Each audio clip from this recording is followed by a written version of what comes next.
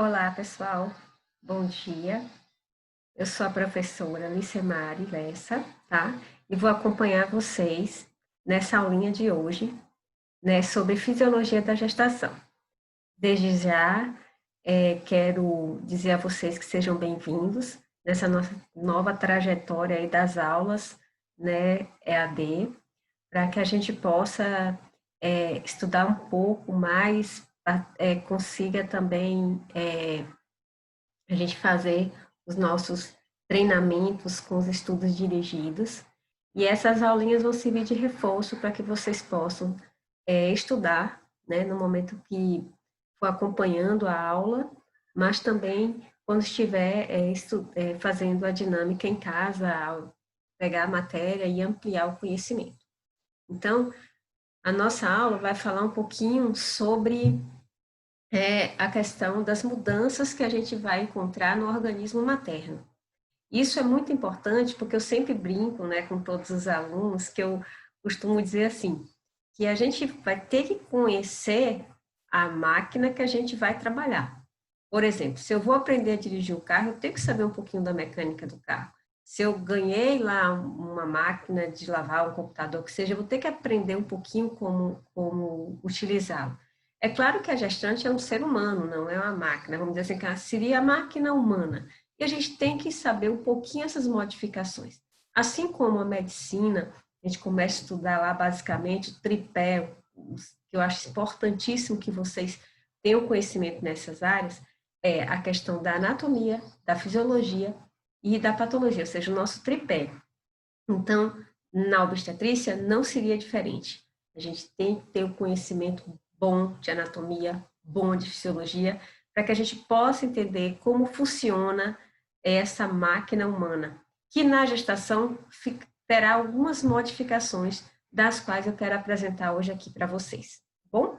Então, vamos lá, e um bom estudo, porque aqui vai ser mais ou menos um guia de orientação para que vocês possam se deleitar em casa, chegar, aprofundar um pouquinho mais no que a gente traz aqui, para saber bem. Porque se vocês sabem bem como funciona o que é normal dentro de um corpo, né, no corpo da gestante, da puérpera, você vai saber diferenciar quando aquilo não estiver normal. Você pode até não saber o porquê está alterado e que alteração é aquela, mas vai saber que deveria funcionar dessa forma, que essa forma é a mais normal, que é a maioria que vai ter essas alterações, tá bom? Então vamos lá.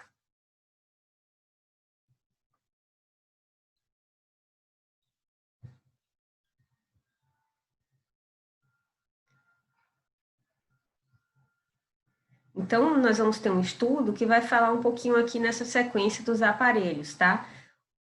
Na verdade, eu vou começar um pouquinho com o aparelho geniturinário, porque se nós estamos falando da gestante, a gestante é justamente o ser que tem útero, então é a mulher que com o útero, e esse útero está gravídico. E aí a gente vai falar um pouquinho do útero. Então, o que que modifica para essa mulher na dinâmica da gestação? Então, a primeira coisa que modifica é o tamanho, né? Porque eu vou ter um continente ali dentro novo, né? Eu vou ter o embrião, eu vou ter a placenta que vai se formar, e essa dinâmica de útero vai aumentar, assim como vai aumentar todo o ganho de peso que vai ter nesse útero. Então, o útero por si só ele, sem o continente dele, ele sai de um peso que é de 70 gramas e atinge valores em média de 1,1 kg. Só para você ver a parte muscular, como ela vai desenvolver, né? E isso aí tem essas modificações. Tem uma imagenzinha que eu vou colocar logo após para vocês verem a dinâmica do corpo uterino no tamanho dele, a gente já vai mostrar essa imagem. A outra coisa é a contração. Então, a gente pensa assim, a contração só na hora do trabalho de parto. Não, a fibra muscular, ela contrai a gravidez toda. A questão é que no início, como o útero ainda é pequeno, né, é como se fosse uma mulher não grávida, o útero corresponderia mais ou menos a essa minha mão, a mão, né, da pessoa, da mulher fechada. Então, se você não percebe essas contrações. Só que com o tempo, o que que pode acontecer? Você vai perceber pelo estiramento da fibra essas contraçõezinhas. E aí tem um capítulo que a gente não vai abordar aqui, que é o capítulo da fisiologia da contração, que vocês podem, depois que tiverem mais curiosidade, estar adentrando aí o estudo. E essa partezinha da contração, que começa a ser perceptível da mulher, incomodar um pouquinho, ela sentir a contração, seria em torno ali de 30 semanas, justamente pelo estiramento da fibra. Aí, daí por diante, ela vai se sentindo mais essas contrações, até que culminar no período de latência e período de fase ativa do trabalho de parto, onde essas contrações serão mais organizadas e mais, mais firmes, vamos dizer assim, tá? O fluxo sanguíneo também muda, né? Então, você vai ter um aumento, justamente porque você vai ter agora um novo ser ali dentro, ou mais de um ser, dois seres, né? Numa gestação gemelar. Então, o que que acontece? O fluxo tem que estar aumentado, né, nessa gestação, justamente para que possa nutrir esses novos seres. Então, acaba mudando um pouquinho o fluxo, né, aos vasos, o formato desses vasos. Isso é bem interessante a gente pontuar, a gente vai pontuar um pouquinho mais no aparelho cardiovascular, porque isso está inserido na fisiopatologias de algumas doenças, principalmente a da pré-eclâmpsia. Então, aqui está o nosso úterozinho, né? Então, você vê aqui que quando ele é muito pequenininho, ele fica dentro aqui, ó, da pelve menor, tá? Aí, quando chega com 12 semanas, ele mais ou menos está aqui passando pelo pubis, aí ele vai aumentando, chega com 20 semanas, ele está mais ou menos na altura da cicatriz umbilical. Então, se você tem uma média entre o pubis e a cicatriz umbilical, isso aqui lhe dá mais ou menos 16 semanas. E ele segue 1 centímetro, né, por semana até atingir próximo ao apêndice tifoide, que aí já sai um pouquinho dessa média de medida, vamos dizer assim. Então, através do exame físico, que vocês vão ter a aulinha de propedêutica, a gente consegue perceber aqui mais ou menos que idade estaria de gestação essa mulher. Na sequência do útero, falando do corpo, eu vou chegar até o istmo e o colo. Então, o colo uterino, ele sofre algumas modificações também. As modificações do colo, elas são pela hipertrofia das glândulas, né? Das glândulas que o tecido da parte do endocérvice, né? Ou seja, de dentro do colo, ela sofre um aumento. E esse aumento, nessa hipertrofia, ela apresenta a produção de mais muco. Então, o tecido cilíndrico que compõe ali a parte do endocérvice, ele produz o muco, mas nesse momento da gravidez já podemos produzir mais muco, formando o que a gente chama de tampão mucoso. O tampão mucoso, já está o próprio nome falando, é tampão, ele vai tampar essa região justamente para evitar, né, a ascensão, assim, mesmo que acendam o milho, bactérias daquela região vaginal, tenha um pouco de dificuldade de chegar até a parte interna aí desse colo. E essa reação, né, que a gente que vê dessa hipertrofia, aumento do muco, a gente chama de reação de Ares-Stella, né, que seria mais ou menos aqui esse aumentozinho aí das glândulas. E aí, às vezes, você vê como se fosse uma região vermelha. O colo ele vai ficar numa tonalidade, como a vagina também a gente vai perceber, que é um sinalzinho de probabilidade, que é a coloração. Porque como aumentou o fluxo sanguíneo e o volume, a gente pode ter uma coloração de rosa arroxeado, talvez essa imagem não esteja tão boa, né? E tem a formação aí justamente dessas glândulas aumentadas, produzindo mais muco, formando uma área meio vermelha, uma mácula rubra, né? Que você observando no colposcópio aí, poderia ser uma área de ectopia, e assim produzindo mais esse muco, da qual a mulher ela se queixa muito, né, do fluxo aumentado na gravidez e tal. É claro que a gente vai ter que diferenciar com bolsa rota, algumas outras patologias. Outra coisa que muda também é que esse próprio muco produzido por essas glândulas, né, sob o efeito hormonal do estrógeno, quando colocado numa lâmina, é interessante que essa secreção ela cristaliza e fica mais ou menos assim, nesse formatozinho aqui, com essas ramificações, tá? Em relação à vagina, eu falei no sentido da coloração e a rugosidade também, ela diminui um pouquinho.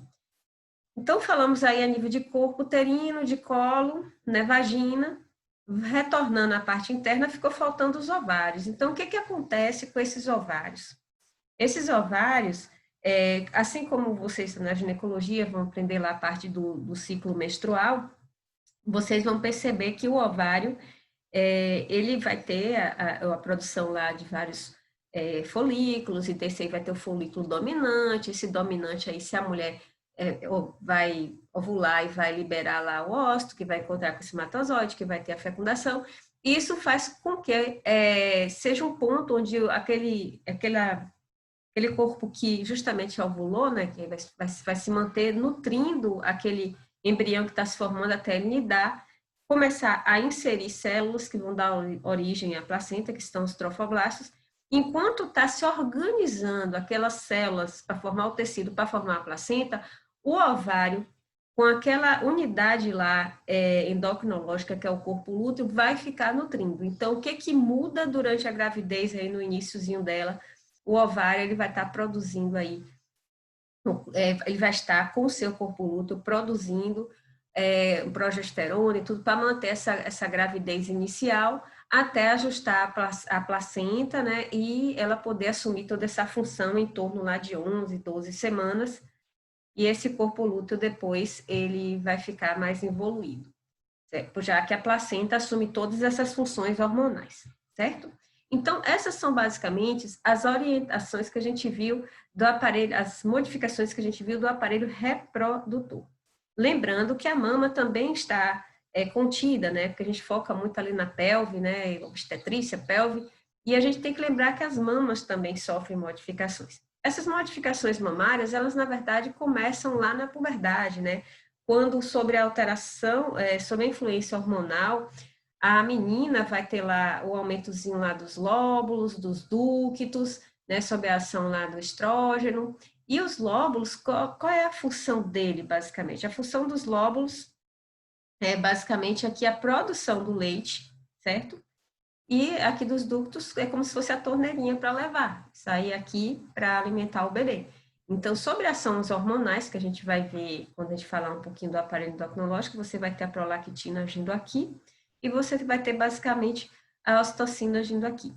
Isso faz parte aí dos desenvolvimentos da mama. Então, o último estágio de desenvolvimento na mama na verdade, a gravidez. É claro que mulheres que não engravidaram não vão atingir esse último estágio da mama, mas, assim, ela não vai ficar comprometida por isso, né? Só para um critério de conhecimento de vocês. E o que muda, assim, macroscopicamente para a gente avaliar quando estiver examinando aquela paciente no ambulatório?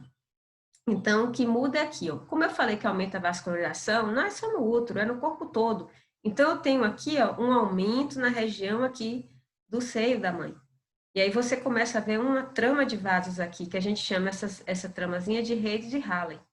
Como também vai ter um aumento das glândulas sebáceas, hipertrofiando essas glândulas. Assim como a gente hipertrofiou lá no colo do útero, formando a relação adistela, produzindo tampão para evitar risco de alguma acessão de alguma bactéria lá desavisada, aqui também eu vou aprender, eu vou também modificar para produzir mais secreção aqui que possa formar uma oleosidade, evitando questões de rachadura no futuro, principalmente no período da amamentação, quando a boquinha do bebê umedecida vai estar aqui nessa região de contato da auréola. Além disso, a gente também percebe umas linhazinhas aqui mais aumentadas, como se fossem, entre aspas, assim, no grosseiro modo falando, estrias, né? Que são a redezinha também de Hunter. Então, a gente falou aqui de Montgomery, né? A de Halley, que são dos vasos, Montgomery das glândulas sebáceas hipertrofiadas, e o sinal de Hunter que eu falei aqui, que seriam mais ou menos umas linhas aqui que a gente percebe mais ou menos nessa região. E a auréola também, ela fica escurecida. Então, o carro-chefe, justamente dos hormônios que vai estar tendo essas alterações, é basicamente progesterona, né, estrógeno. E a progesterona vai causar, e como a gente já tem falando aqui um pouquinho dessas alterações mamárias, vai causar também um escurecimento da pele. Aí a auréola você percebe uma pele mais escurecida. E qual a importância, Pro, da gente saber isso aí? Só para saber que é fisiologia? Não, isso aí tem uma utilidade. Então, assim, A gente já falou aqui da proteção do peito para amamentação. E é importante você saber disso, porque chega no pré-natal, você vai ter que conversar um pouquinho com essa paciente no pré-natal, explicar para ela, né, da importância que tem dos cuidados da mama, vai ter que explicar sobre como é o processo da amamentação, da pega, e o que ela pode fazer no momento ainda que ela não está amamentando, que é quando ela está grávida, que é, por exemplo, o banho de sol, que aí faz também aumentar essa pigmentação e ficar uma auréola mais endurecida. E por que aumenta essa pigmentação, professora? Justamente a interação do estrógeno com melanócito, então aumenta. Ah, mas aumenta só na auréola? Não. Aí a gente vai ter o quê? A pele. A pele sofre algumas modificações também. Então, vocês viram que a gente já saiu do aparelho reprodutor, agora vamos estar indo para o órgão da pele. Então, o que que acontece? A pele, você pode perceber, principalmente que o volume abdominal dessa paciente vai aumentar, o aparecimento de estrias nesses lugares que aumentaram de volume. Então, a mama aumentou, a barriga vai aumentar. O que que acontece? Dependendo do perfil de pele de cada um, pode desenvolver estrias, aí pode ser vermelhas, arroxeadas, e para desaparecer. Quer dizer, a gente leva 9 meses para surgir isso. A maioria, gente, as alterações que eu vou falar aqui, né, são fisiológicas. Então, a gravidez, ela é o percurso aí dos 9 meses, certo? Então, o que que a gente percebe aí nessa evolução durante esse período, formação dessas determinadas estruturas aí que a gente está comentando aqui. E quando chega no período, né, do pós-parto, a gente vem no processo de involução. Então, quanto tempo levaria para involuir isso aí tudo, né? Em média de 6 meses a 1 ano. Por que você está falando isso? Porque às vezes a paciente quer saber, poxa, doutora, eu não estou gostando aqui, doutor, dessas estrias, será que vai sumir? Será que não vai sumir? Então, é uma das coisas que a gente tem que ficar em alerta para comunicar a nossa paciente. Falando, por exemplo, a nível do rosto, a gente pode ter a regiãozinha também de aumento de pigmentação nessa região malar do paciente, formando o melasma, né? E essa é uma questão que é muito chata, porque assim as pacientes elas, né, mexem na estética e o corpo já vai mudar um pouquinho a questão da psique da paciente. A gente vai falar isso lá quase no finalzinho quando a gente for abordar um pouquinho a parte neurológica e psíquica da paciente. E aí aumenta essa região, né, de pigmentação, formando esse melasmazinho aí que é justamente da interação hormonal.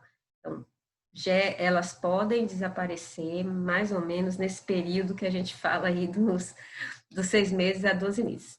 A questão é que algumas pessoas não desaparecem. Eu vou citar aqui uma figura pública muito amada pelos baianos, a cacique da Bahia aí, que infelizmente assim, ela desapareceu pouco, né? E ela é uma pessoa que vive também da questão estética, né? Que é a Ivete Sangalo. Então, Ivete, ela veio abertamente falando aí que ela ficou um pouquinho do resquício aí na última gestação das gêmeas, né? Na gestação gemelar dela, das gêmeas, ficou com esse pouquinho do resquício do melasmazinho. E aí entra uma coisa que nem sempre a gente pode aplicar determinadas substâncias na gravidez, né? Então, da pele mesmo, né? A gente não recomenda ficar passando assim cremes que possam clarear, até pela composição. Muitas vezes a gente pode ser teratogênico, ou seja, causar malformação naquele bebê. Então, a gente acaba não recomendando determinados produtos.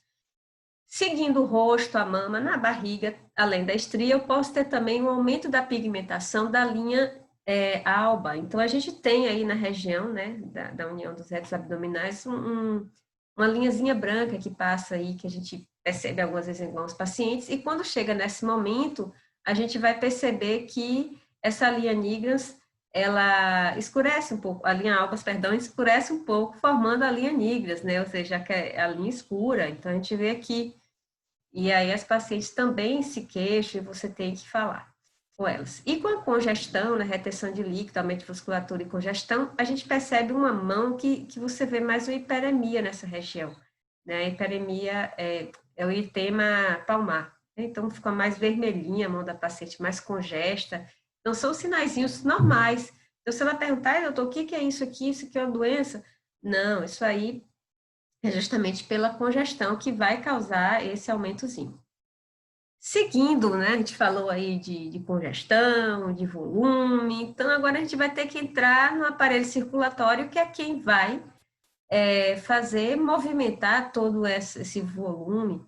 E com que objetivo ele vai fazer isso? O objetivo é nutrir o Czinho que está ali dentro. Então, eu engravidei, tem um novo ser ali dentro, e eu preciso fazer com que esse ser cresça.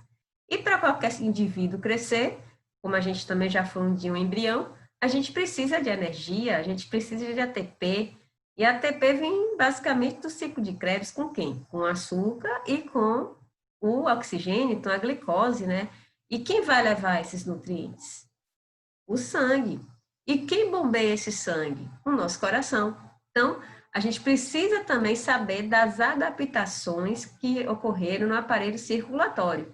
Aí fiquem ligados, cardiologistas de plantão, né, sobre isso, mas também quem for trabalhar com gestante. Ah, mas vai ser só obstetras, os obstetras de plantão aí da turminha? Não, não, não, não, não. A gente vai também ter que saber que somos médicos generalistas, e esse básico aqui a gente tem que conhecer, porque um dia eu posso estar no meu consultório de oftalmologia e chegar uma gestante, eu posso estar no meu postinho de saúde lá como generalista, médico da família, e chegar a minha gestante. E você vai ter que atender como atenderia o idoso, a criança também, tá? E o que que muda no aparelho circulatório? Fiquem atentos, porque a gente vai precisar disso aqui para a gente recordar quando a gente tiver a aulinha lá de pré-eclâmpsia, provavelmente com a professora Lídia, né, que é um assunto que ela adora estar trabalhando com vocês, pré-eclâmpsia, né, as doenças hipertensivas na gestação, e ela vai voltar um pouquinho nisso aqui. Vai ser importante também para as doenças cardíacas, embora talvez não dê tempo a gente falar um pouquinho, né, porque tem assuntos que é tão pouco tempo para a gente dar, então, por mais que a professora Milena tenha feito, assim, um maravilhoso tópicos, maravilhosos tópicos para a gente trabalhar nesse semestre, não dá tempo de dar tudo. E aí caberia a vocês depois estar aprofundando no estudo, não só deixar para quem vai fazer obstetrícia ou quem vai fazer cardiologia, tá bom? Então, voltando aqui um pouquinho, o que que muda na gestação? O que que muda? A gente percebe que eu dei um conceito aqui, que é o débito cardíaco, né? O que que é o débito cardíaco? Então, isso aqui tem que saber de cor, vocês aprenderam lá atrás na fisiologia geral, né? Frequência cardíaca vezes volume cardíaco. E o que que acontece com essa gestante? Então, eu tenho uma mulher que está grávida, que logo ali está formando uma placentinha também que vai ajudar ali na sustentação desse bebê, onde o que que o trofoblasto fez? Ele foi lá, inseriu junto aos vasos das espiraladas do corpo uterino, e aí modificou um pouco a estrutura desses vasos, tentou fabricar ali novos vasos, e fabricou os vasos da placenta, e aí, com toda a organização correta do trofoblasto, a invasão trofoblástica, vamos dizer assim, destruição, entre aspas, né, de uma forma grosseira, da íntima do vaso, eu acabei reduzindo ali um pouquinho a minha resistência vascular. Sem contar que a própria placenta, ela é um shunt. Então, isso aí faz uma redução justamente da minha resistência. E aí, lá na frente, eu vou passar um outro conceito para vocês, que é o conceito também de pressão alta. Então, eu tenho uma paciente que vai ter uma resistência vascular diminuída, principalmente aí no início da gestação e vai seguindo. E se não tiver nenhum outro fator que atrapalhe esse processo fisiológico, ela segue com essa resistência diminuída. Com isso, o que que acontece? Como a resistência vascular tem ligação com a pressão arterial, principalmente nas primeiras 20 semanas, primeiras semanas até meados da gravidez, ela costuma a reduzir. E por que é importante saber isso? Porque lá na frente, quando a professora Lídia for falar um pouquinho, né, espero que seja ela, sobre as doenças, as síndromes hipertensivas na gestação, ela vai justamente pontuar isso, que tem pacientes que às vezes é hipertenso, que não sabe o que é, aí chega para você normal e depois a pressão começa a subir. Seria hipertensa crônica que não sabia. E por que a pressão dela ficou normal, professora, no início? Justamente pela redução da pressão arterial. Ah, entendi agora. Mas tem umas que desenvolvem na gravidez. Vocês vão ver isso quando estudar síndrome hipertensivas, que é a hipertensão gestacional. A professora Lídia vai falar sobre isso. E aí a gente vai ter que tentar, falar, meu Deus, qual é qual aí? Então, quando é que essas alterações que foram agregadas agora, dentre a gestação, início, meio e fim dela, lá no puerpério. Então, no puerpério, a maioria dessas alterações que a gente está conversando aqui vão desaparecer. Então, por exemplo, as alterações circulatórias, vamos pensar em 6 semanas a 12 semanas para elas voltarem ao que era antes, né? Mas tem situações que, por exemplo, a pressão, antes de chegar no puerpério, já no finalzinho da gravidez, ela pode voltar a valores que ela tinha antes de engravidar. E aí a confusão um pouquinho daquela hipertensa crônica versus a gestacional, que a gestacional vai surgir pela gestação, na gestação. E a outra, que era crônica e não sabia, poderia ter normalizado, entre aspas, nesse período inicial, e depois voltado ao que era antes, que era alta. Então, só para vocês sentirem essa redução. A outra coisa que essa resistência diminuída, a redução, é justamente deflagra alguns sintomas no paciente, porque ele não consegue ficar muito em pé, fica tonto, às vezes dá aquela, não chega a ser assim, mas aquela sensação, vou desmaiar, e aí por isso que a gente tem a preferência da gestante, né? E quando a coitadinha vai lá na preferência da fila do banco, e aí você olha assim, cadê a barriga? Gente, mas não é só a barriga, quando a barriga está maior, óbvio que é o peso, que é tudo junto. Mas no início também essas alterações que causam a sensação, às vezes, que não vai conseguir ficar em pé, porque ficou muito tempo em pé e se deflagra também, altera mais ainda a questão vascular, isso faz com que a paciente tenha a sensação de desmaio. Essa parte aí seria nos vasos, a nível do corpo todo, principalmente periférico. E a parte, vamos dizer assim, de órgãos, o que vai acontecer, o que vai acontecer a parte muscular? O diafragma, com o tempo que a barriga for aumentando de tamanho, ele vai sendo deslocado. Então, eu vou ter lá a barriguinha, vai crescendo, né? O útero vai crescendo, vai empurrando aí minhas alças de intestino. Essas alças de intestino, elas vão aumentando, vão empurrando lá o estômago, que vai empurrar o diafragma, puff, que empurra o coração e o pulmão. E o coração, que estava lá aqui, né? Tudo bem que eu acho que não sei se vai estar à direita para vocês aí, por causa da inversão da câmera, mas aqui está na minha esquerda, tá? Então, meu ápice do coração está aqui. Como o diafragma subiu, né? Ele pegou e empurrou meu coraçãozinho para cá. Então, eu desviei o ápice do meu coração e ele teve uma rotação mais para a esquerda. Então, leve desvios para a esquerda, uma leve rotação. E isso faz com que ele fique quase deitado. Isso é importante, gente, porque quando vocês vão olhar um raio-x, professor, mas a gestante faz raio-x? Faz. Depende da situação, a gente vai pedir um raio-x. Mas é uma coisa mais assim, eu tenho que fazer, não tem jeito, vai ter que fazer. Não consegue pedir um raio-x para todo mundo, entendeu? É uma situação que vai ver risco-benefício. Então, na hora que eu for lá ver esse raio-x, eu vou ver talvez dar a impressão daquela área cardíaca um pouco aumentada, justamente por conta disso, né, justamente por conta desse desvio aí do coraçãozinho. Então, a gente viu redução da resistência vascular, redução da pressão arterial, desvio do coração para a esquerda, né? E pense assim, um serzinho tá ali, pode ter um ou dois, o que for. É um ocupante a mais. Tanto que a professora Lídia, quando está dando a aulinha dela, né, de hipertensão, ela fala assim, nós chegamos mais visitantes nas casas, então a gente vai gastar mais água para tomar banho, para beber água, então a gente vai precisar de mais volume, a gente vai precisar de uma outra caixa, de mais cano para transferir. A mesma coisa. Nós vamos precisar, se a gente vai ter mais volume para ter que nutrir mais gente, que chegou mais gente, a gente tem que ter mais vaso sanguíneo, a gente tem que, esse coração tem que estar pronto para bombear, que é quem bombeia isso tudo, e você vai aumentar esse volume e aumentar o metabolismo mesmo, porque eu estou precisando ali oxigênio e glicose, então é o oxigênio que vai vir ali do pulmão até chegar nas células periféricas e a nível de placenta e fetinho, e também tudo que o coração está bombeando dentro do sangue, que vai ser os nutrientes, que vai ser as defesas, tudo isso que vocês já conhecem um pouquinho do aparelho circulatório. E com isso, se eu tenho mais volume, eu tenho que bombear mais volume, óbvio que a minha frequência também vai aumentar, para fazer com que se circule de uma forma mais rápida e chegue mais rápido até lá no meu fetinho. E juntando com isso tudo, aí eu fecho, né? Que débito cardíaco, ele vai ser justamente o quê?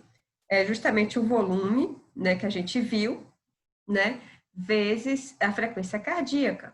E a pressão, como eu tinha falado para vocês, é justamente o quê? É justamente o débito cardíaco vezes, né, a resistência periférica.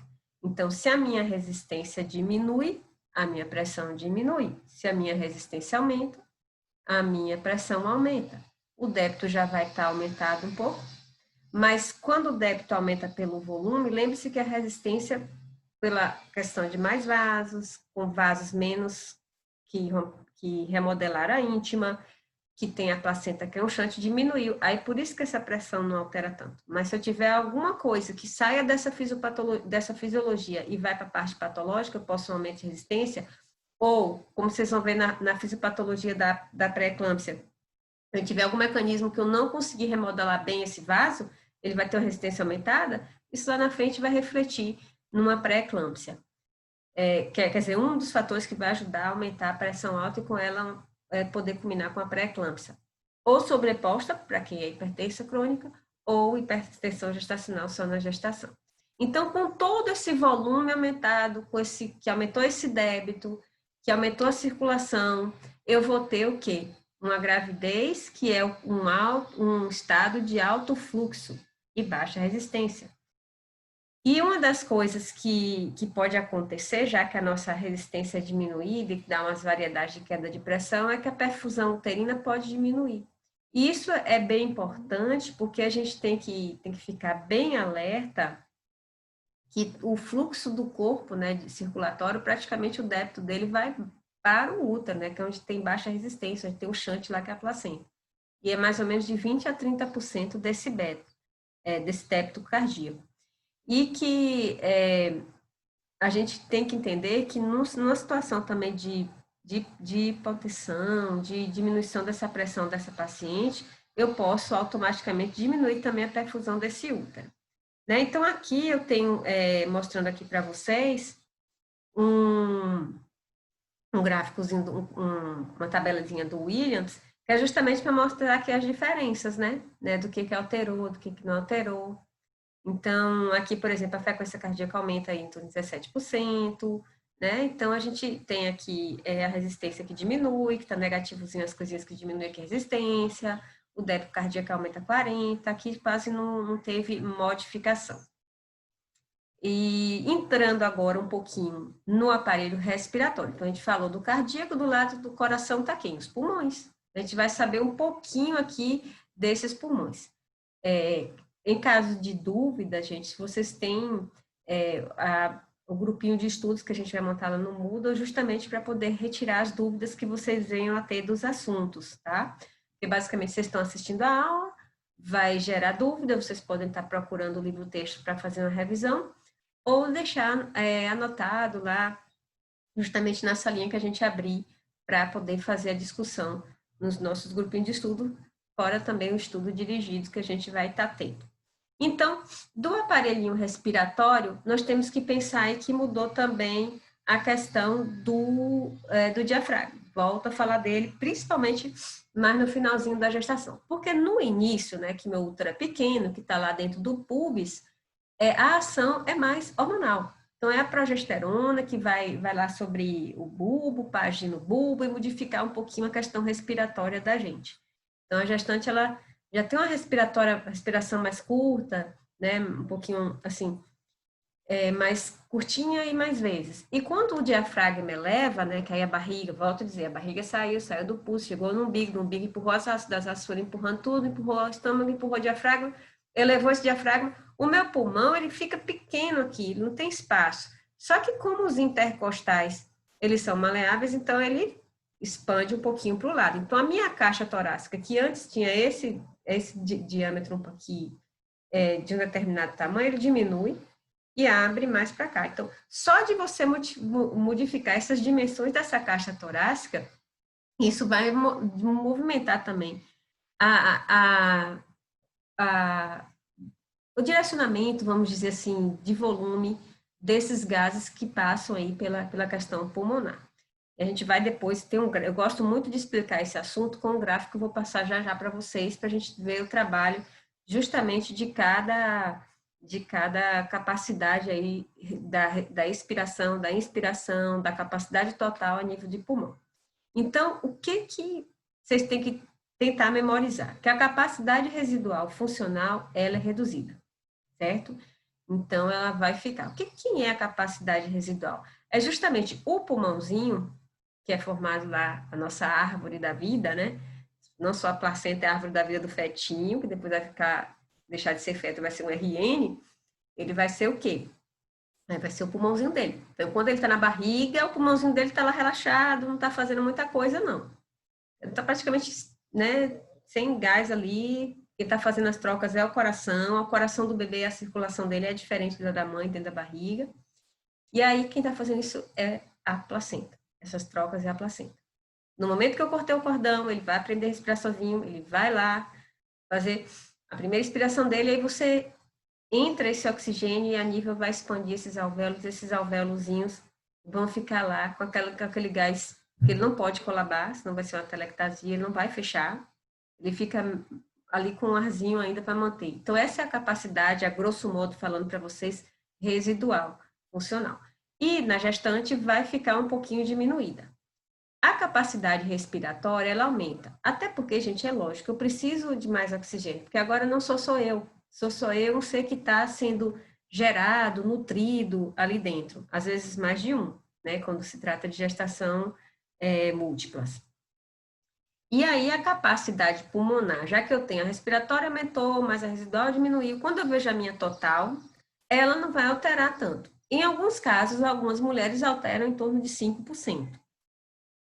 E esse volume que fica atravessando, né, fazendo essas trocas, que é o volume corrente, ele aumenta um pouco. Até porque, com a questão do bulbo, que aumentou minha frequência respiratória, né, eu vou ter levemente, viu, gente? Eu vou ter justamente uma corrente de ar ali circulando, até para fazer as trocas mais rápido.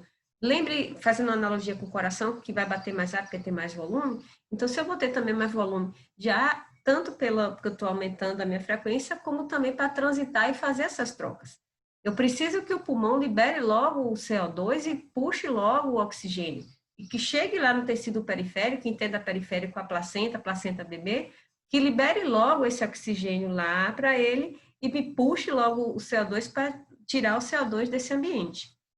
E aí você percebe que justamente com todas essas modificações, o consumo de oxigênio ele fica aumentado na gravidez. Então, ele aumenta em torno de 20%.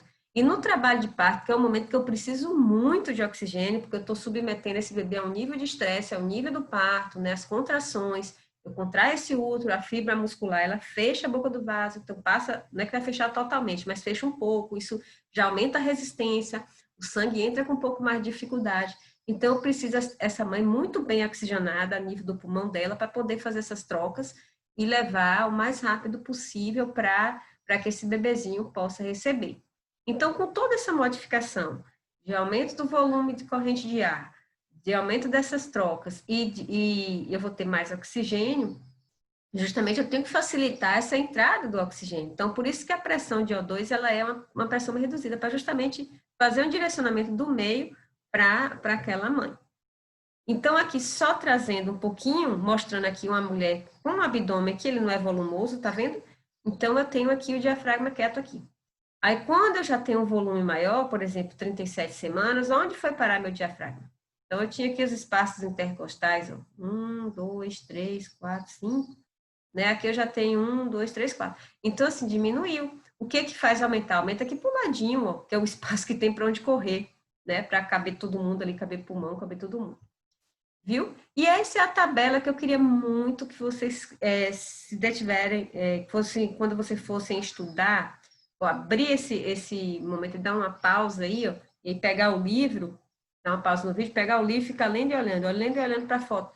Porque essa figura é uma figura que eu acho que traz muito bem a questão das alterações pulmonares. Ela explica melhor do que eu falando o tempo todo. Então, lembre que eu falei que a capacidade pulmonar não muda? Ó? Aqui é a capacidade pulmonar, essa aqui de azul, tanto da não gestante, como aqui da gestante. E lembre-se que a gente falou que 5% poderia estar diminuído, então aqui levemente diminuído. Aí que a gente falou da capacidade do volume residual, olha aqui o tamanho, e aqui já é menorzinho, tá? E a gente vê que, aí a gente vai pensar assim, na capacidade de ventilação, né? No caso da expiração, o que que acontece aqui? Lembra que a expiratória ela aumentou. Olha onde é que essa aqui estava, da não gestante, aqui, ó, veio para cá, tá vendo o tamanho, aumentou.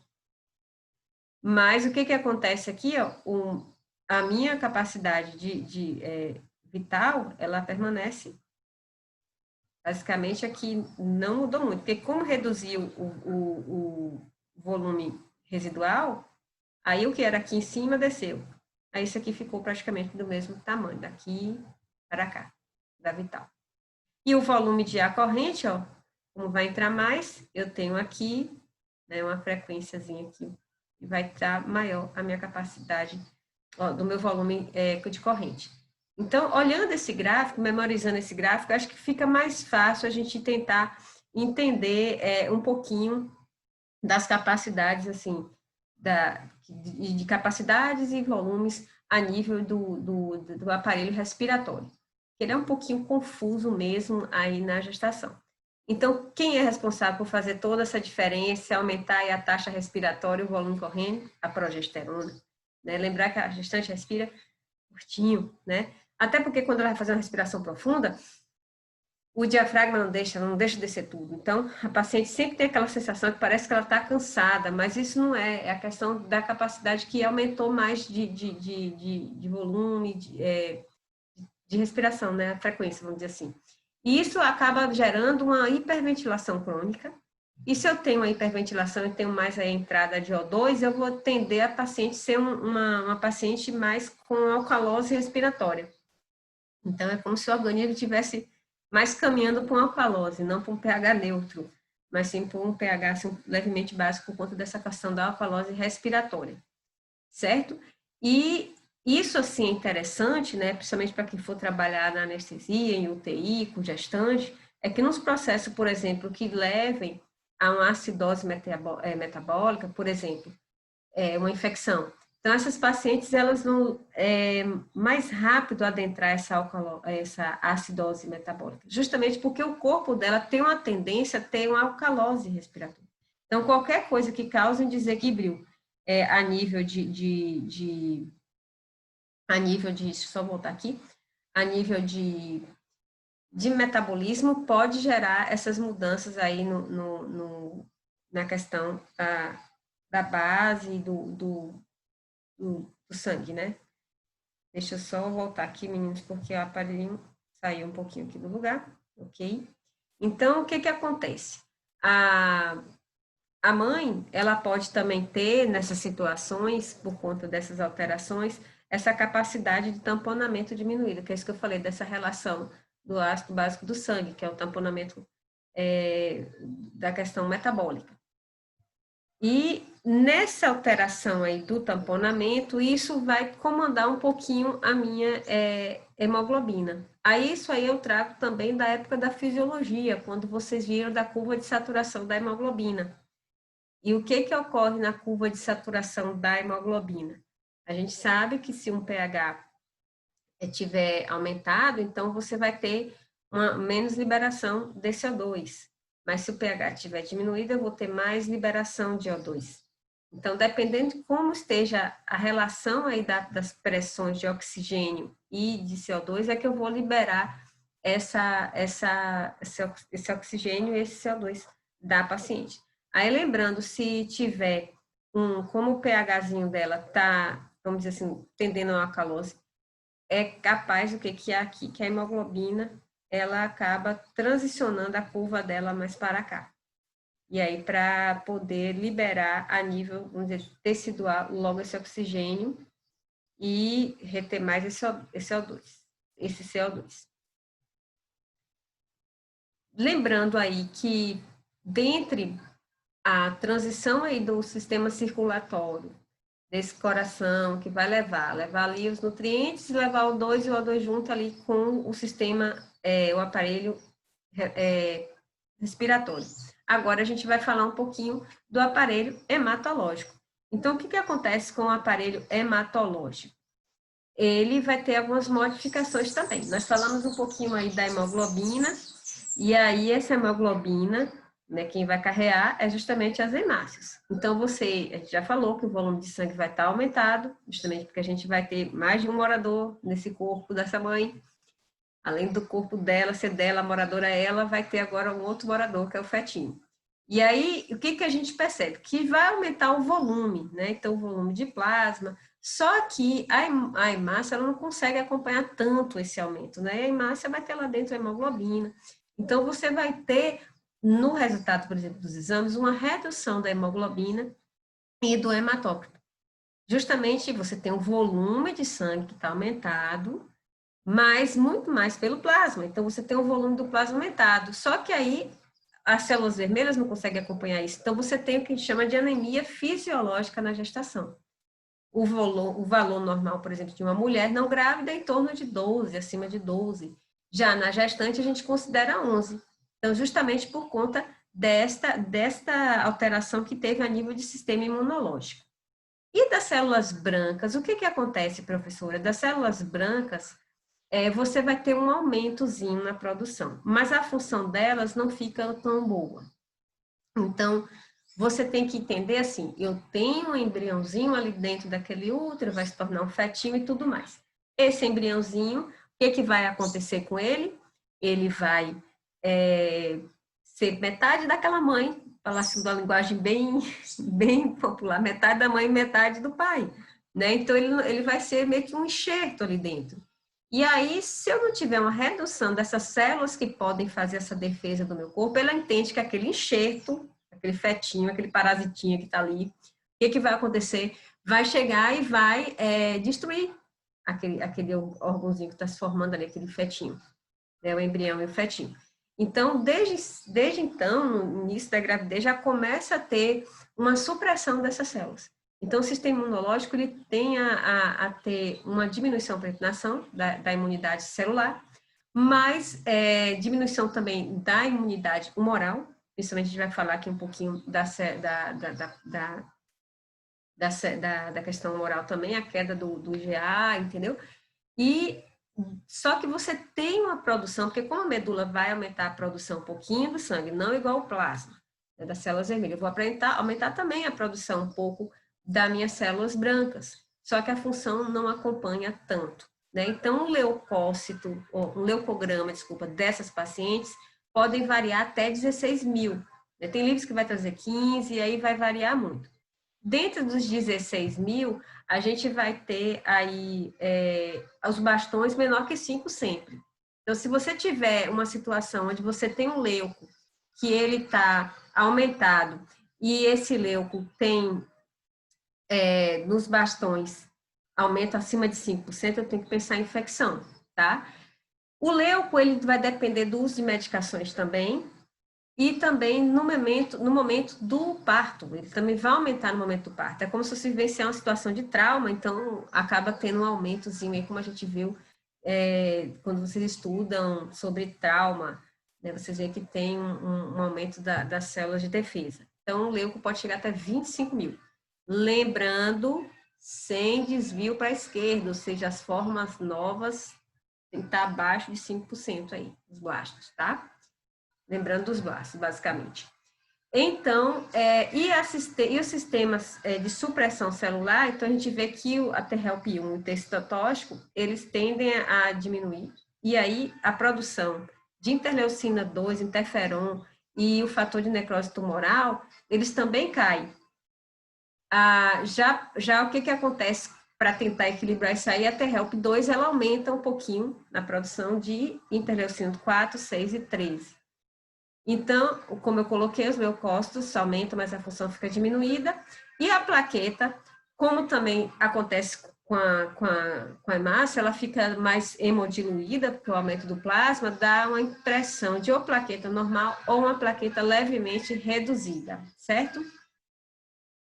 E aqui mostra mais ou menos o volume sanguíneo, né, justamente desse contexto aí que a gente já tinha falado aí do plasma, por exemplo, o plasma aqui é o amarelinho, né? Então o volume aumenta o plasma.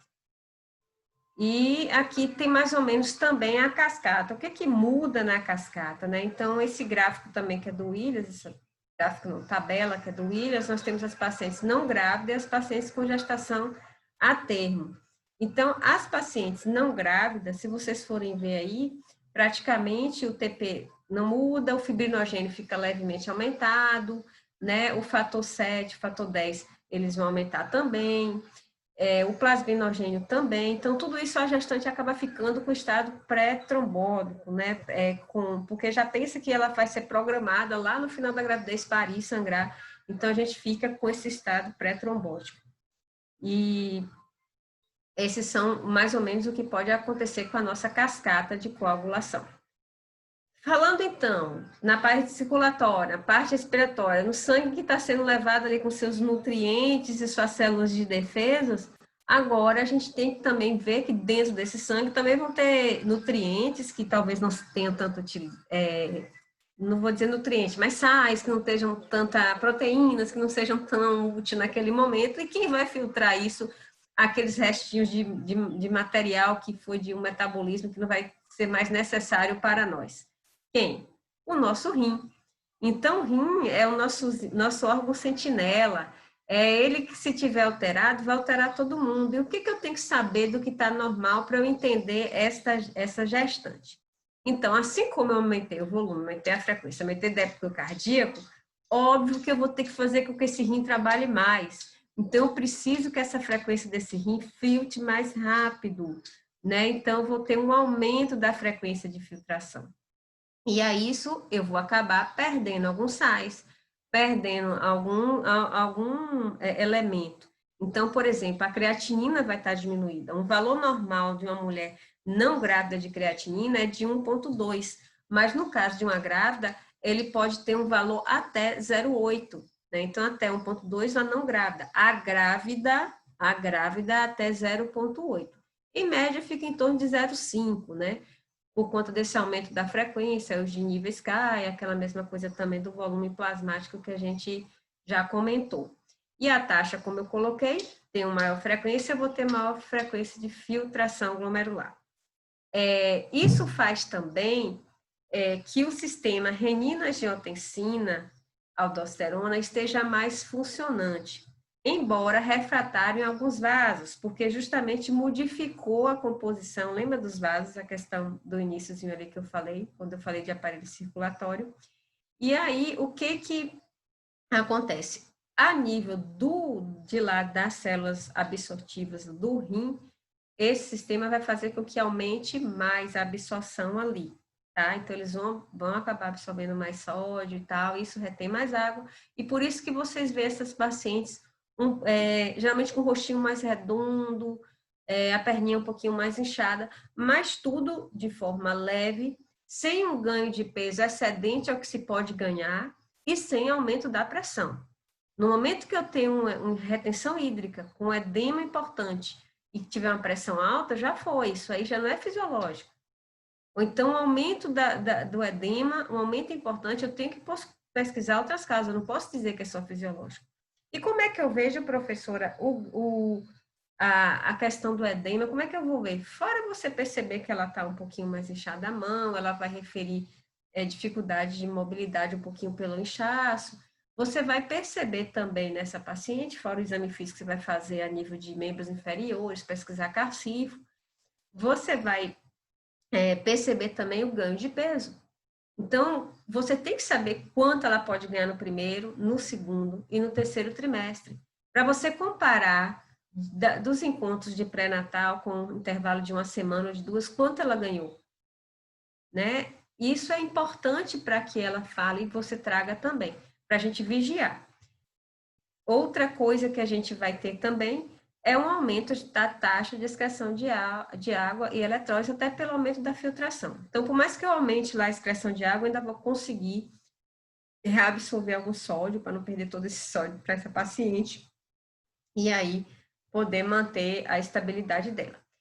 E da parte anatômica, o que muda nesse rim? Então, na parte anatômica, né, a gente vai ver aqui que o volume aqui uterino, ele está crescendo, tá vendo? Com base ele vai crescendo, lembra que eu falei que vai empurrar alças, outros órgãos, vai alcançar diafragma. Também acontece uma coisa interessante no rim, que está mais ou menos nessa região aqui. Eu não tenho um desenho muito bonzinho aqui, mas deve estar aqui mais ou menos nessa região. Há uma compressão do ureter, principalmente à direita, né? Porque o útero fica um pouquinho mais à direita. nesse desenvolvimento dele. Nessa compressão, a paciente vai desenvolver uma hidronefrose à direita, grau leve. Então, uma hidronefrose à direita, grau leve é normal, mas à esquerda não é, nem leve, nem moderada, nem acentuada. E nem à direita moderada e acentuada, certo? Então, a gente vai ter justamente essa alteração, vamos dizer assim, mecânica, né? Anatômica e mecânica. E o que vai acontecer, por exemplo, a nível muscular? Então, dentro do uretré, é músculo liso, na bexiga, tem o detrusor também. Eles vão, pela ação da progesterona, vão ficar mais lentos na sua contração. Então, eu vou ter um rim, né, que me produz mais, tem uma produção aumentada, vai me produzir mais urina. Essa urina vai descer mais lentamente nesse ureter. E vai chegar nessa bexiga e vai ficar mais lenta. Até para, no caso da pressão aqui que ocorre, né, a mudança da uretra, né, do ângulo dessa uretra, e talvez toda a pressão intraabdominal, faz com que eu não consiga ter um controle, às vezes, tão ideal desse esfíncter. Eu posso ter incontinência. Às vezes também eu esvazio essa bexiga, mas esvazio de uma forma lenta, que sempre fica um resíduo aumentado. Então, aí eu vou ter um resíduo aumentado de urina na minha bexiga, eu vou ter uma contração lenta desse ureter para descer essa urina, ou seja, eu vou ter um pouco mais de estase vesical. E essa estase, junto com uma filtração que está aumentada, que eu posso perder ali, de vez em quando, um pouco de glicose, um pouquinho de proteína, não muito. Então, por exemplo, não, a pessoa não gestante não é para ter glicosúria nem proteinúria. Se tiver, a gente tem que estar buscando aí. Se tiver, tem que ser valores muito poucos mesmo. Repetir o exame para observar se persiste ou aumenta. Já na gestante, a gente tolera até 150 miligramas por decilitro de proteína na urina, proteinúria. Tolera. E a glicose pode chamar atenção ali até uma cruz, mas não é o ideal. Proteína na urina, proteinúria, acima de 300 é uma cruz de proteinúria? Já foi. Tem alguma coisa estranha aí. Pode ser uma pré-eclâmpsia? Vamos ver, vamos procurar o que está acontecendo, que está perdendo proteína, não era para perder. Mais um pouquinho, ou seja, menos de 150 de proteína. E uma glicose desavisada que esteja por ali, não estou falando de 2 cruzes, que já reflete uma glicemia aí de em torno de 180, né, ou 200, já é um diabetes.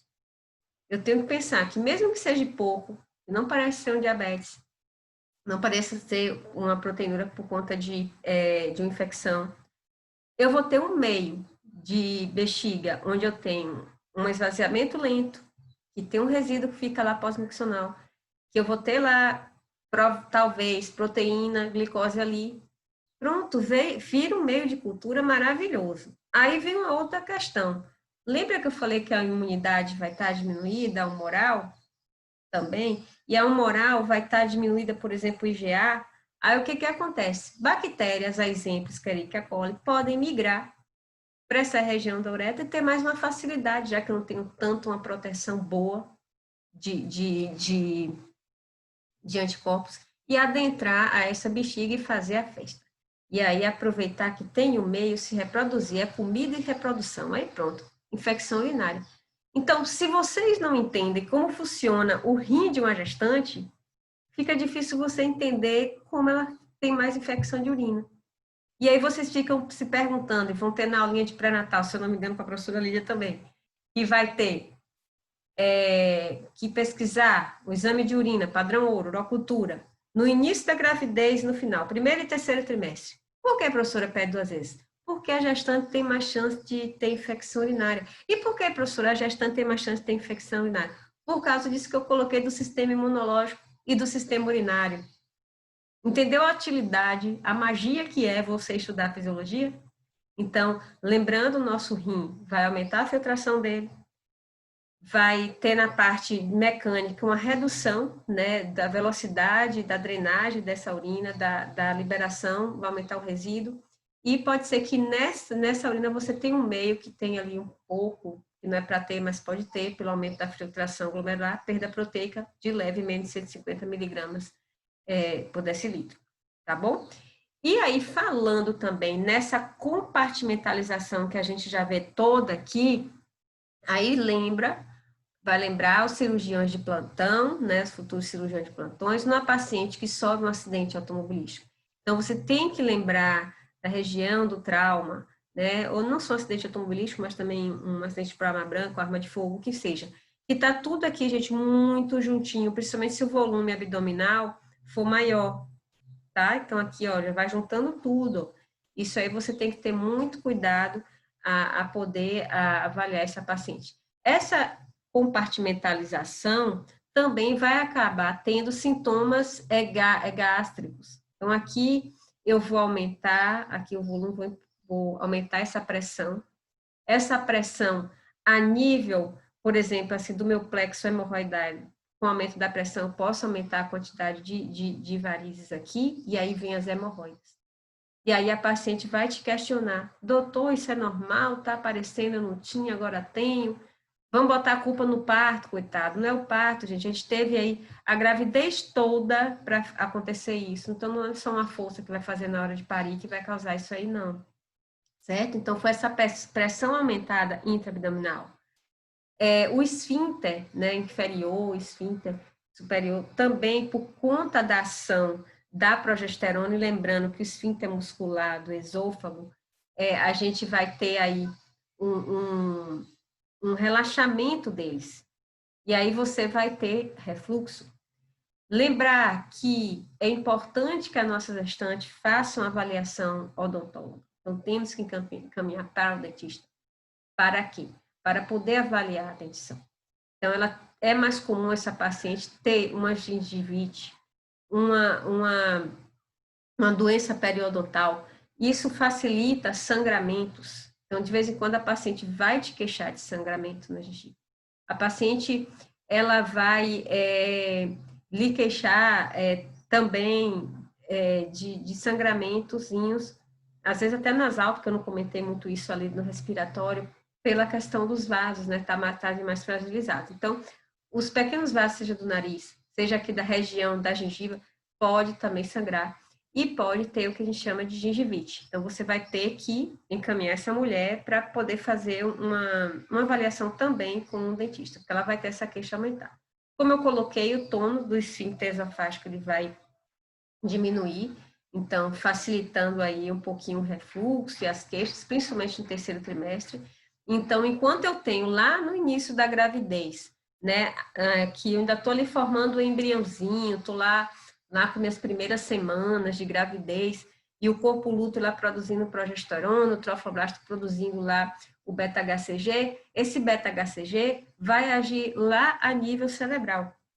E chegando lá a nível cerebral, a gente vai falar isso já já na parte endocrinológica, o que que vai acontecer? Ele age bem no centro do vômito e o paciente fica muito enjoado e vomita e tal. Então, no primeiro trimestre, eu tenho uma alteração que não é anatômica ainda, com a relação aí da pressão, né? Eu posso até ter um esfíncter que já está começando a ficar mais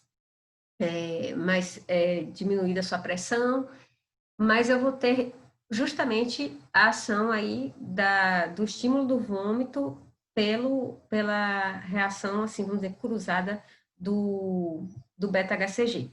E aí a paciente vai ter essas náuseas. Já quando chega lá para o segundo, terceiro trimestre, ela começa a apresentar novas queixas, que é mais justamente da questão do aparelho gastrointestinal. Então, a hemorroida, como eu coloquei para vocês, tá? E é isso também, por conta de toda a lentificação da pressão que aumenta a hemorroida, também tem a lentificação do intestino. Gente, a progesterona relaxa tudo. Ela tem que relaxar o músculo do útero, que é o músculo liso. Então, quem for músculo liso vai sofrer a ação dela, certo? Seja lá meu ureter, seja o meu intestino, seja o meu esfíncter esofágico, vai ter. Então, nós vamos ter essas queixas. Daí justifica você estudar a fisiologia, entender isso aqui para poder explicar para a sua gestante que tenha paciência, isso aqui é normal, embora vá dar muito trabalho, vamos passar um sintomático. A vesícula, a mesma coisa, né? A musculatura dela de contração lisa e vai estar reduzida também essa contração dela para liberar. E aí, como a gente comentou um pouquinho das alterações endócrinas, a gente entra agora também nas alterações, saindo das alterações gastrointestinais e vamos para as endócrinas. É claro que desde o começo lá da pele, do aparelho genital, eu fiquei citando a parte endocrinológica para vocês, passamos aí no sistema urinário, falei também, e falamos um pouquinho no gastro. Agora a gente vai entrar num detalhe com os gráficos. Eu gosto de trabalhar com os gráficos que fica mais fácil a gente poder entender. Então, a gonadotropina lá, que vai estar sendo produzida, né, no início da gravidez, lá nas 4 semanas, lá, começa a ter um pico. Esse pico é importante vocês saberem, né, até aí em torno de 12 semanas.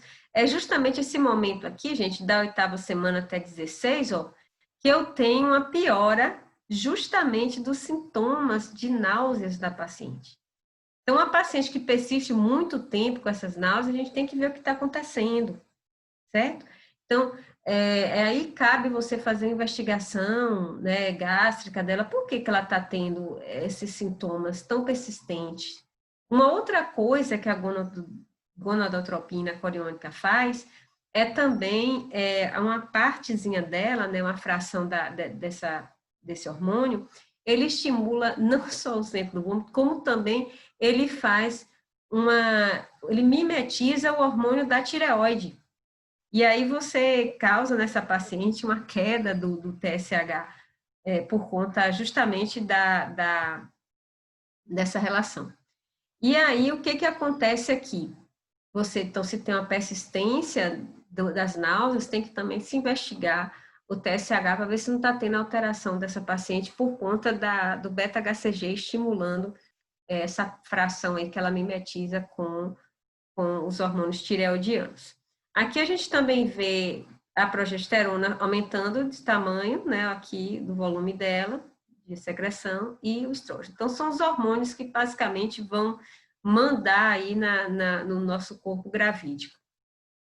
E aí, a gente colocando um pouquinho que a gonadotrofina, ela evita a evolução do corpo lúteo, né, no final do ciclo sexual, justamente para ele ficar nutrindo ali com a progesterona. Então, o meu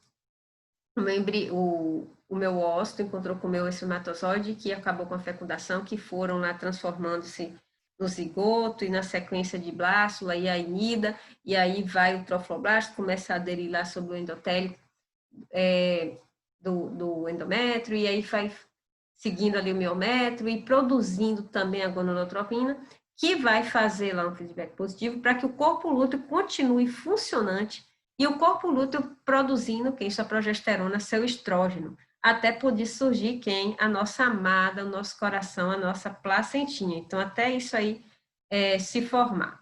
E aqui, só voltando aqui um pouquinho, o estrógeno vai justamente proliferar os órgãos reprodutores, como a gente falou da mama lá atrás, né? A progesterona é o carro-chefe, vamos dizer assim, da nossa gravidez, ela que vai mandar, e você vê que várias vezes eu falei sobre ela, o que ela vai alterar na musculatura, onde ela vai agir, e tudo isso quem vai estar produzindo a nossa linda placenta. Então, o que acontece agora, saindo no maior órgão endócrino no momento da gravidez, que foi a placenta? Nós vamos lembrar que a placenta não só produz estrógeno e progesterona, mas produz também o lactogênio placentário, que vocês vão ver que ele vai alterar um pouquinho o metabolismo aí dos açúcares, aumentando a resistência vascular periférica da insulina, isso favorecendo mais glicose para esse bebê, e ele entrar na fase, quando ele está entrando, basicamente saindo da transição da fase anabólica pela catabólica, e fazendo com que ele passe a ter o que a gente chama de hipertrofia. E é interessante dar uma lida depois, principalmente no capítulo, quando vocês tiverem a linha de diabetes, que ele vai aprofundar um pouquinho mais no funcionamento desse lactogênio placentário. A placenta também vai produzir cortisol, né? Então vai estar, por isso você vai ter o aumento do ACTH, do cortisol no corpo. Como eu já tinha falado que a renina e a angiotensina iriam aumentar, né? O aumento da aldosterona também. Você tem aumento no geral do corpo aí da calcitonina, né? Justamente para liberar esse cálcio e absorção para o feto. Por isso que eu brinquei que o fetinho é o parasitinha, né? Tudo vai ser para ele lá, ele vai ser um parasitinha, né? Um enxertozinho parasita que vai poder aí se nutrir de toda essa energia dessa mãe, e essa mãe tem que estar bem para que consiga dividir essa energia e todos os nutrientes com esse feto. E o que, que acontece com a minha hipófise? Né? A minha hipófise ela vai aumentar, né? Ela aumenta o volume dela em 50%, porque justamente ela vai estar produzindo um monte de hormônios que vão estar envolvidos no metabolismo que vai estar aumentado. A gente viu lá atrás que o metabolismo basal vai estar aumentado. Então, você vai estar lá, vai ter justamente o aumento um pouco do TSH, embora a produção dos hormônios, que ele vai sinalizar para aumentar a produção dos hormônios tiroidianos. E no início, lembrando do mimetismo do beta-HCG, ele cai um pouco, certo? Mas há essa tendência da adenohipófise a estar produzindo mais. Lembrar que também a neurohipófise ela vai aumentar mais por conta da produção justamente da prolactina, que vai ser responsável lá pela parte da amamentação, na produção do leite, e da ocitocina, justamente na excreção desse leite, certo? Então, são as alteraçõezinhas básicas que a gente vai ver endocrinológicas. Então, aqui só um gráfico para comparar a mãe, o que muda, e o bebê, o que muda, né? Então, você tem as proteínas carreadoras aí de ligação, né? Que elas aumentam, depois elas tornam um ponto basal. Você tem o beta-lactogê, que ele aumenta um pouquinho, que é justamente nesse momento que está mantendo o corpo lúteo aí em ação. Aí, quando entra a placenta aqui, ó, aí eu já tenho uma maior estabilidade. Né, a tireotrofina que ela diminui um pouquinho, porque lembra que o beta-HCG vai fazer um mimetismo aí com os hormônios tireoidianos, aí cai, mas depois ele tende a normalizar aí e manter um platô, certo? Enquanto o fetinho, ele vai aumentando todos os seus hormônios, até porque ele está colocando os órgãozinhos dele para funcionar também. De volta aqui, as gestações gemelares, por exemplo, comparadas com a de feto único, onde o TSH ele cai mais. Porque lembre que a gestação gemelar, eu tenho 2 ou 3, o que for, ou seja, eu tenho mais placenta. Às vezes eu posso ter uma placenta só, né, ser monocoriônica, mas o volume dela vai ser maior. Então, se eu tenho um volume maior, eu vou ter mais produção de beta-HCG, eu vou ter mais produção de lactogênio placentário. Então, aí é aquela gemelar que vai ter um risco aumentado para diabetes, vai ter um risco aumentado para pré-eclâmpsia, entendeu? Porque a fisiopatologia da pré-eclâmpsia envolve a questão dos vasos lá na placenta. E isso aí você vai ver que na gemelar é mais presente. E o que que ocorre aí, já que eu estou carregando um ou mais que um comigo, como é que fica a minha parte aí osteomuscular que vai sustentar isso tudo? Então, a mobilidade dessas articulações sacroiliaca, sacrocisga e púbica, elas sofrem ação sobre da relaxina. As outras articulações nem tanto, viu, gente? E a relaxina, ela é justamente, ela relaxa mais. Então, você vê que a bacia dessa mãe, ela tem que ficar maior. Se eu fosse tentar passar um fetinho de 9 meses com diâmetro biperetal de 9,5 centímetros, pela bacia e pela vagina das meninas que estão assistindo essa aula que não estão grávidas, não estão sob ação hormonal da gravidez, eu arrebentava tudo. Então, não existe. Todo mundo fica assim, ai meu Deus, um parto normal, como é que passou? Como é que passou? Não, gente, são 9 meses de preparação. A não ser que aquela bacia tenha um formato que não vai dar certo mesmo. Por exemplo, é um andrógeno, uma bacia mais masculina. Aí não tem jeito. Por mais que você tente alargar um pouquinho ali. Então, é como se a questão óssea aí ela ficasse um pouquinho mais maleável, certo? E quem vai sustentar todo esse peso? Quem vai sustentar o peso é basicamente a coluna. Então, essa coluna, se a gente aumenta o peso da barriga, é uma tendência da gente ser jogado para frente. Aí a minha coluna faz para tentar voltar para o centro de gravidade, uma lordose. E cria uma marcha bem assim, compatível, que é uma marcha, parece uma marchinha de um patinho, vamos dizer assim, né, ranceriana, que a gente vê aqui. Então, a marcha anserina, né? E aí, esse polígono de sustentação é justamente que ela arqueia mais essa coluna, dando essa lordose. Com isso, gente, ela começa a ter dor. Então, já vai chegar a paciente lá que vai ter a queixa de lombalgia, você já vai poder saber explicar por quê. Por quê? A fisiologia da gestação já te explicou aqui o que vai ter de alteração. entendeu? E a mobilidade das seguintes articulações, que elas são mais fixas, com a relaxina que ela tem ação ali, muitas pacientes estão bem no início da gravidez, não está com 15 semanas, 20 semanas, e se queixa de dor ali na região sacra, do quadril, e às vezes você fica sem entender o porquê, porque tá isso aí, ação hormonal mesmo agindo. E aqui, mais ou menos, como mudou o eixo aí para ela não cair, a barriguinha cresceu, ela faz o quê? Aumenta essa lordose aí, como vocês viram. Então, falamos, a gente veio caminhando aí desde o aparelho genital, né, que é a origem ali, o útero, depois que eu comecei por ele, a origem, e a gente foi seguindo na pele, coração, pulmão, desceu até o rim, voltou de novo para a barriga lá com o sistema gastrointestinal, aí a gente acabou indo pelo endócrino, aí que vai estar mandando, assim, organizando todo esse contexto, mas junto com o endócrino eu tenho o neuro e ainda vou ter o psíquico, né? Porque a gente tem a junção desses três sistemas, e o imunológico também, que eu já falei dele, atuando sobre essa mãe. Então, o que o Williams traz um pouquinho para a gente? Ele fala que das alterações neurológicas parece haver, embora tenha poucos estudos, uma redução da memória. E é bem engraçado, porque eu tenho algumas amigas, né, que elas falaram assim, não foi só uma, não, foram algumas. Ai, depois que eu engravidei, minha cabeça ficou meio esquecida. E é interessante isso, né? Mas a gente não tem ainda uma explicação por que acontece dessa forma, dessa mãe ficar um pouco mais esquecida. Lembrando aí aos oftalmologistas de plantão, a pressão intraocular ela fica um pouquinho reduzida, né? E é necessário que você faça para gestantes, principalmente vocês vão ver aquelas gestantes que já têm alguma comorbidade anterior, né? Sou hipertensa, eu sou uma diabética prévia, eu faço uso de alguma medicação para alguma doença autoimune, exemplo, lúpus, estou com hidroxicloroquina, alguma coisa assim, eu vou estar encaminhando também para o oftalmologista essas pacientes. Lembrando do dentista para avaliar a boca, lembrando para algumas situações especiais o olho também para ser avaliado. Mas é o que mudaria a nível de órgãos, assim, dos sentidos do olho. Quanto a tato, paladar, isso aí não tem muita, assim, modificação dos pacientes. O que podem ter também para essas mulheres são os distúrbios do sono, não só pelas questões endócrinas, mas pela própria forma de como ela vai repousar, né? Então, com a barriguinha maior, a paciente ela não vai conseguir repousar de barriga para cima, porque o peso vai comprimir a veia cava, e essa veia cava diminui o retorno venoso, isso faz a paciente não conseguir ficar deitada, barriga para cima, muito menos dormir.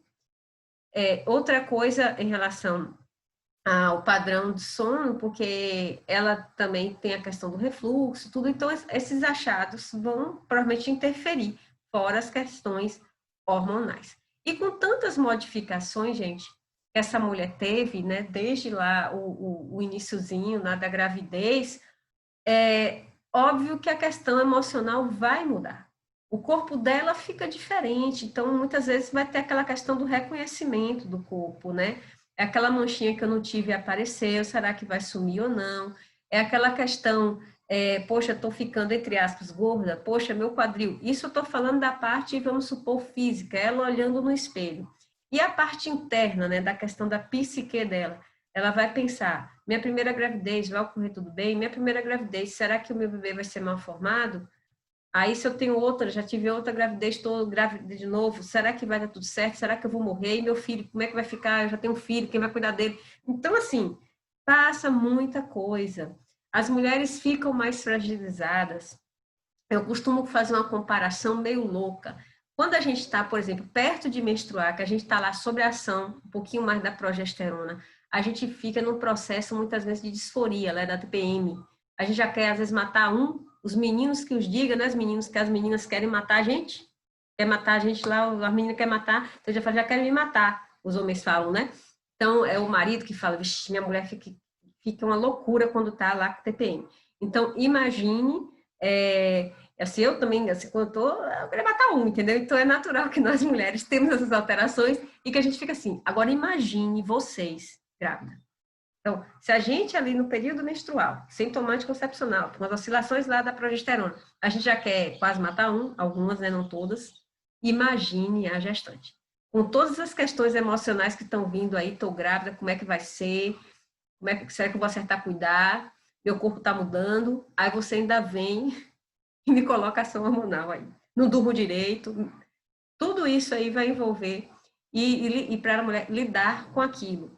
O puerpério também vai ter essas modificações. É tão interessante que a gente tem que ficar atento a esses processos de alterações emocionais na gravidez, que muitas vezes podem culminar numa alteração maior no puerpério, né? Que é quando eu vejo que aquele bebê idealizado naquela gravidez, ele nasceu, ele vai ser real. E aí vai estar umas situações desse nascimento. Ou teve alguma situação, eu perdi meu bebê, entrei em crise. Então, todos esses aspectos, eles têm que ser. Então, a mulher se sente, entre aspas, fragilizada nesse momento, mas já justificando aí muitas alterações, principalmente a nível hormonal, progesterona, como eu falei, carro-chefe, né? E, então, a gente vai seguindo com apoio, né, dessa mulher, explicar para ela que é natural que ela tenha essas oscilações, né, que ela tem essa questão do corpo, do reconhecimento, daquela questão do que vai ser, como vai ser, se eu vou ter algum problema ou não, ou se eu tenho um problema, ele vai piorar. E isso só nos resta a dar apoio, tá? Apoio a essa mulher. Tal qual no pré-natal, se a gente puder estar encaminhando aí para a equipe múltipla, que seja lá o nutricionista para melhorar a alimentação dessa paciente, que seja o educador físico para a questão de atividade física, isso tudo, se a gente melhora um aspecto alimentar, se a gente melhora um aspecto de atividade física, a gente melhora também a questão emocional, a gente sabe disso. Não é que eu vou entupir minha paciente de chocolate, não é isso, viu, gente? Mas, dependendo, tem alimentos que a gente pode estar melhorando essa questão também. E outra coisa fundamental, psicologia, tá junto. Então, se você vê que é uma população que você está trabalhando que tem um risco maior, um risco de depressão, por exemplo, eu vou estar trabalhando junto com o serviço de psicologia essa gestante, certo? Então, essa foi um momento aí da nossa aula que a gente falou aí um pouquinho sobre o sistema, sobre a fisiologia, sobre todo o sistema aí, pontuando, porque é uma aula muito grande, né, gente, os sistemas, desde ele o reprodutivo, o respiratório, o cardiovascular. Agora, cabe a vocês estarem também dando uma lida, né, reforçando, porque eu sempre brinco assim com todos os alunos, né, que o conhecimento, quando a gente estuda com alguém, ensina alguém, a gente aprende muito, a gente aprende aí de 80% a 90%. Quando a gente está ouvindo, como vocês agora estão me ouvindo, vocês aí pela audição vão reter 20% do que eu estou falando. Então, é pouco, sabe?